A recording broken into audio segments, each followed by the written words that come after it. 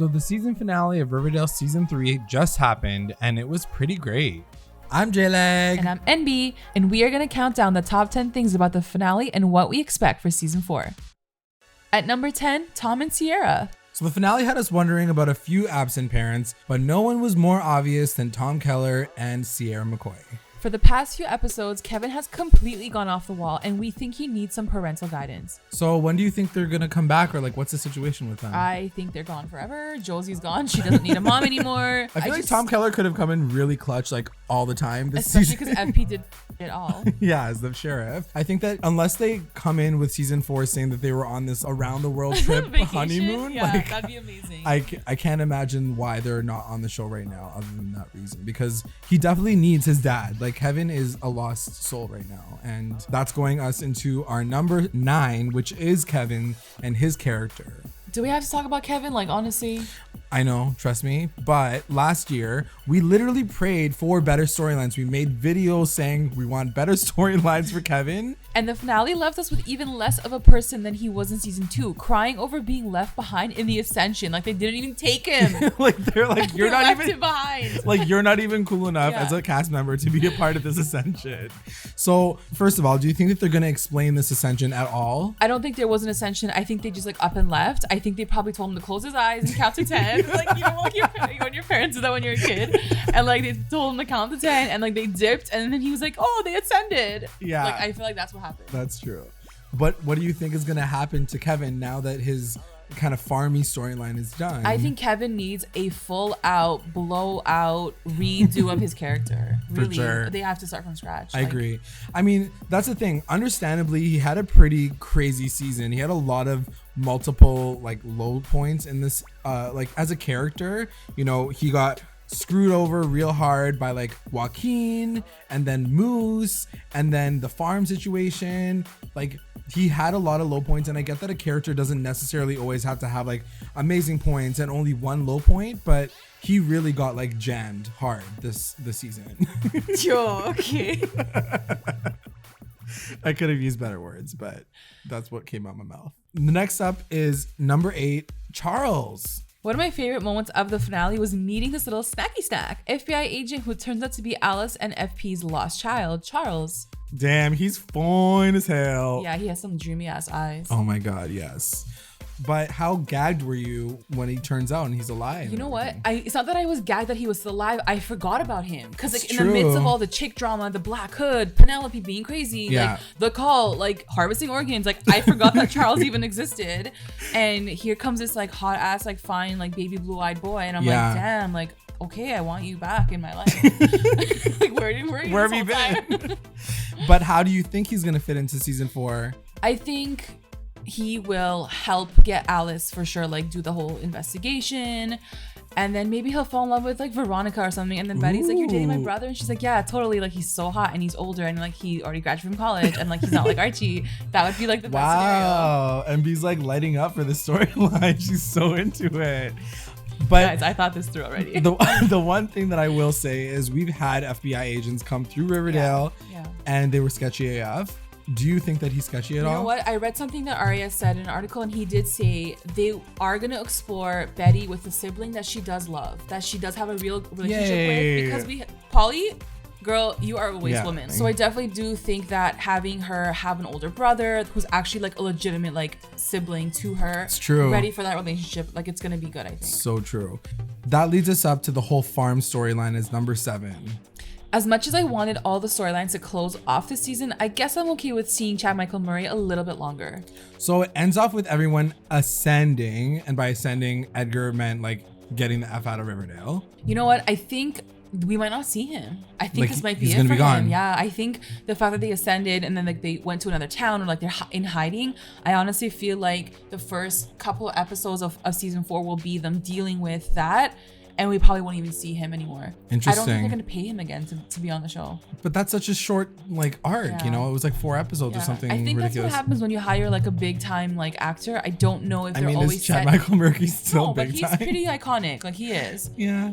more than like Evelyn's, who's that girl? Like we didn't know who she was, but I think it's just harder to keep them around. Yeah, that's true. Speaking of the farm and like whether or not they're gonna figure this out, the one thing that kind of like was left hanging at the end of this episode was he doesn't really explain the harvesting thing. And going back to the episode before, even Evelyn says, "You don't understand. It's not what you think." Because she was having treatment. Because she was getting So what do you think is more? Is there more to that story at all, or is it literally like they're being shady efforts? Look, if there's more to the story, I don't care. I think I'm really over the farm. I really am.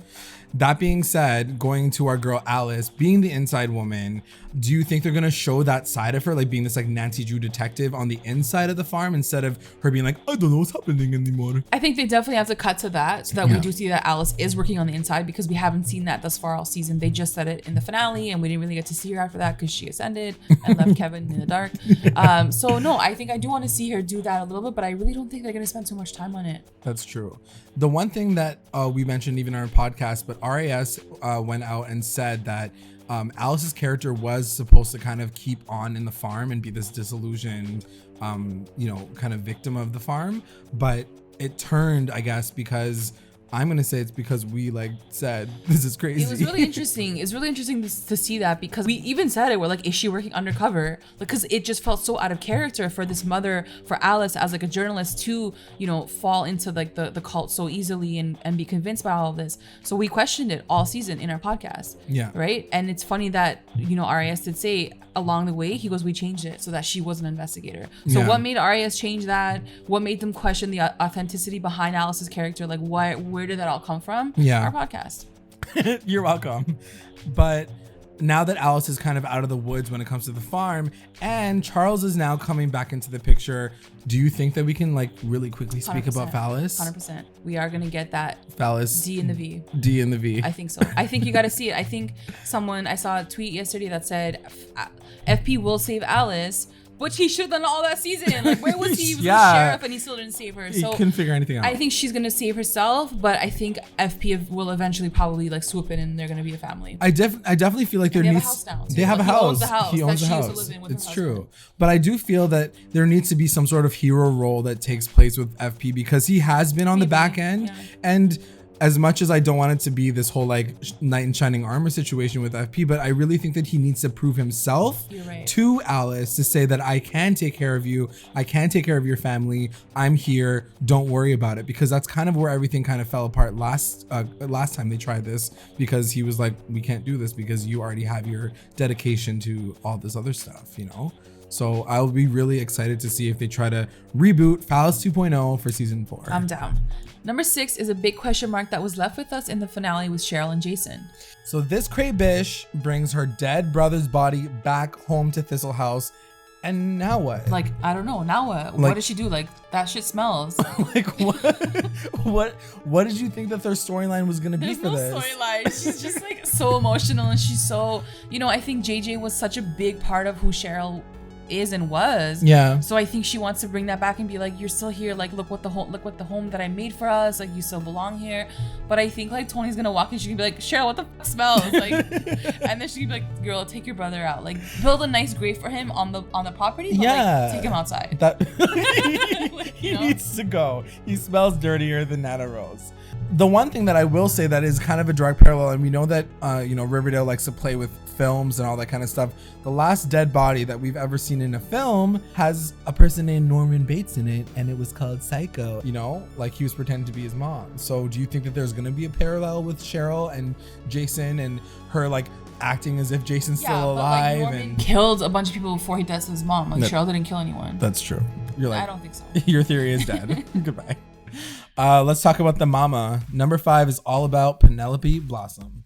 This crazy biatch was revealed to be the true villain of season 3. And even though we kind of went along with it, she disappears at the very end. What do you think of her story continuing? What will it become? I don't know. I know that, to your point, she might have one of the babies. We're not really sure what's going on with that situation. Is she gonna like scheme in the background and kind of come back as the villain in season 4? And what is that gonna look like? Because for one, I will say the Nat Bolt / Penelope Blossom is a kind of a cool crazy. She reminds me of like a Batman villain, like one of those like Harley Quinn's Poison Ivy. Totally. And she kind of has her own reasons as to why she's so crazy. I've kind of obviously given up on her as being like a good mother to Cheryl, but I don't know what they're gonna do with her character, but I'm really interested because they could have just locked her up and been like she went to jail, but the fact that they've made her like this person that has escaped, it's gonna be interesting to see how she kind of comes back in. All I'm gonna say right now is we do not need another Gargoyle King. We do not need that storyline, so please, writers, do not give her that, at least not in this season. Number 4 goes to Daddy Hiram's diabolical plan. Our fave white-collar criminal is in jail at the end of the season, but based on the security guards, pretty sure he's not in too much trouble. Yeah, because that's his jail, right? Like he owns the damn jail. So what is his plan for next season? Because he does talk about this at the end of the episode. What do you think it is? Well, you know what? We talked to Mark Consuelos a little bit about this too, and so let's cut to that. I have no idea. No clue. No clue. I have no clue. I'm sure it's going to be diabolical. I'm sure it's going to be great. I'm looking forward to it. I don't know if I'm going to spend a lot of time in the prison or, what the plan is for that. I wouldn't mind, being like in some prison gear for a while. That'd be kind of cool. Yeah, comfortable. A little less restrictive clothing than just being in suit. Yeah. But yeah, I don't know. I have no ideas what their plans are for that story. Thanks, Mark. That was extremely vague, but really, really helpful to hear. Now, as much as it will be hard to talk about it, number 3 is about the Fred thing. So this is outside of the finale, but still a big question on all our minds. With Luke Perry, who played Fred Andrews, passing away suddenly last year, there's a big question about what's going to happen to him and his character. Riverdale writer Roberto Aguirre-Sacasa said in an interview that they will definitely deal with and address it on the show at the top of season 4. But what does that mean? What do you think that's going to look like? Look, he did say that Molly Ringwald is down to play a bigger role in season 4. She's in to play it, so that makes me feel like they are going to kill him off in the show. Like they're gonna kill off Fred Andrews. Oh, wow. Because I was going to ask you, would you rather them recast Fred or cut him out? Honestly, I think I'd rather them recast him because I still feel like there's potential for Fred, but maybe there isn't. Like maybe he's senior year guy, so maybe after this year, like, does he really need a parent character in his role? Maybe not. Right. Right. That's a good point. And I will say to your point that Molly Ringwald / Mary Andrews has really stepped forward as a really cool mom, and she's really been helping out Archie, and they've written her really well in the second half of the season. And I'm interested to see like how interested she is in VARCHIE, because she's so interested in VARCHIE. But yeah, I don't know. I'm not really sure what they're gonna do with this character. I don't know if I'm really down for a recast, but I'm also definitely not down for Archie losing Fred because he almost lost him in the beginning last season. So it's a hard one. Good luck, guys. I don't know what's gonna happen next. Number 2 is NB's fave, senior year. Ooh, season 4 will be their final high school year. What do you expect from it? Like, what are you most excited about? Tell me all your tanks. I think I'm just excited for them to be back at school. Like honestly, like I want them to be in the student lounge. I want them to be part of like, football again and music again and like, going to pep rallies, and like I want the whole high school experience, graduation. I want a legit prom. Like I want all of it. Yeah. Let's be back in the school, back to regular life. I just can't wait for that. I'm totally into it, and I think that's what they've been saying, that's what we're going to be getting for season 4. It's surprising because that's what we heard them say about season 3. So now that it's their final year in high school, I think it's really important that they push this fact that they're in high school and it's Riverdale and it's a teen show and they're teenagers, because that's what it really is. The core is, it's not about murders. It's not about, it can be. It can be. Just not everything. Not everything. And that's not what every happened, day. I feel like, with this season. Yeah. And thinking a little bit further ahead, but the whole thing about what happens after high school, after their senior year, what's going to happen? We'll see when we get there. True. Because, of course, these poor kids could not get out of senior year without getting into some trouble. Number 1 goes to the spring break murder. Riverdale took a How to Get Away with Murder / Damages flash forward at the end of the finale to preview a big moment that is going to happen during next season. And we even know when it's going to happen. Spring break. Remember that movie? So there's a lot of talk as to like who's dying, who's dead, who killed who in this flash forward. Do you think Jughead is dead? I don't think he's dead. I don't think that they would kill off a main core 4 member, Cole Sprouse, unless he's like over the show. I can't imagine him just saying, okay, I'm done. I do also think that they did this whole, oh, is he dead situation last season in season 2. So I don't know if they would just give him that again and be like, he's dead for sure. Also, the way that whole scene was kind of played out, either Betty was just like locking up all of her emotions, but she didn't seem like very devastated, but no one seemed devastated. So it's hard for me to read their faces and be like, this is what's happening. Archie does look in complete shock, but you know, Betty's like, we need to do this. We need to burn all our stuff, but someone is definitely dead. My theory is something happened. Maybe they all helped kill somebody or somebody died by accident. Maybe they're taking a page out of I Know What You Did Last Summer, and maybe they accidentally hit somebody on the way to the swimming hole or prom, and now they had to get rid of the body, and you know, Jughead is, you know, his hands are too dirty that he needs to run away and disappear, and that's why he's not in that shot.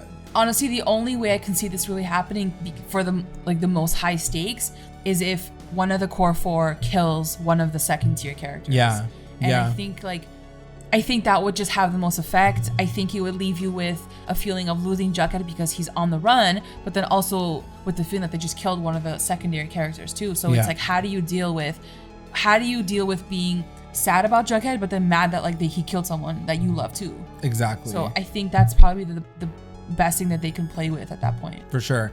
If it were to be one of the second tier characters, which is the one that you would want to be? Cheryl comes to my head first, and I don't know why that is. It just is. I think I agree with you 100%. I definitely, for some reason, I feel the exact same way. Something about Cheryl, and also, I don't know, I feel like even Madeleine Petsch is, you can see these characters and these actors wanting to kind of break away and do their own thing independently. And I know that a lot of them started to be in films themselves. And I feel like after 4 seasons, after 5 seasons, this is going to happen. I see Madeleine Petsch as such a star that I can imagine her jumping off of this and saying, okay, this is my time. I'm going to end on a really high note. Maybe she has like an amazing scream moment. I don't think they know who they're killing off yet. Like, no, I don't think they've gone out that far. What I want to see is, you know, I think the show has dealt with a lot of things, but what they haven't dealt with deeply is like teen, you know, depression and mental health. And like, Cheryl has been through a lot. Like, she has legit no family life except for Nana. Like, so not to say that she's the most susceptible to this. I'm just saying, like, I don't know. Maybe she loses it next season. Like, maybe she just like really seeing one of our favorite characters fall apart. Yeah. Maybe is where we need to go with this. And I think that's what we were expecting in even season 2 when, you know, that whole thing happened where she almost killed herself at Sweetwater River, and it kind of deadpanned and she was back to being her like bubbly, fiery self. And it was kind of quiet, but now that she's back with her dead brother in her living room, maybe they're going to bring back that whole, you know, neuroses, the psychoses that she might have in her. You know, maybe it's a biological thing. We don't know. And this is even going even further. I kind of want to push even past season 4 because we know that's going to be senior year and this big murder. But, you know, even Betty saying in that scene, like, we're never going to see each other again. We're going to go our separate ways. We're never going to talk to each other again. What does this mean for season 5? I'm thinking even farther of a flash forward. You know, what would you think? You know, I've watched a lot of teen dramas in my life, and the college years never work. Yeah. So I'm definitely down for them to push ahead of the college years and almost have them return in season 5 from maybe the 4 years of being away from Riverdale. Maybe Archie doesn't leave Riverdale or whatever may be the case. Like, I'm down for them to skip the college years and have them come back later and then have to deal with what they did in season 4. Yeah, I so 100% agree. I think it's going to be so interesting if they take that on with this show, because we'll have, and hopefully this season 4, you know, high school drama is going to be like so lit that we're going to get it out of our system. And then by season 5, it's going to be this like new adult show. And, you know, your audience is growing with these characters and not stuck in like college years. We're going to be watching them go through adult things, and him owning a gym will make more sense. And Veronica owning, you know, like Pops is going to make more sense because they're going to be literally grown ass adults. We're not going to have these moments where we look at each other and say, why are they not in school? Why are they not, you know, going to class? No, they're full out adults, and they're figuring out their own life now based on the damages that happened in season 4. So I'm so into it. They look really young for their characters, so I don't know how much of a jump it's going to be, but I'm so interested to see if they do kind of have a separation. You know, everybody breaks up, Bughead breaks up, VARCHIE breaks up, and all the core 4 have their kind of like new life, and they need to find their way back to each other, because I think the show is so much most powerful when it's all 4 of them together. And if they break that up and then bring it all together again in a new way, I'm so into it. So that's it, guys. Let us know if there's anything that we've missed. What were your most excited things about this season? And that's it. Bye.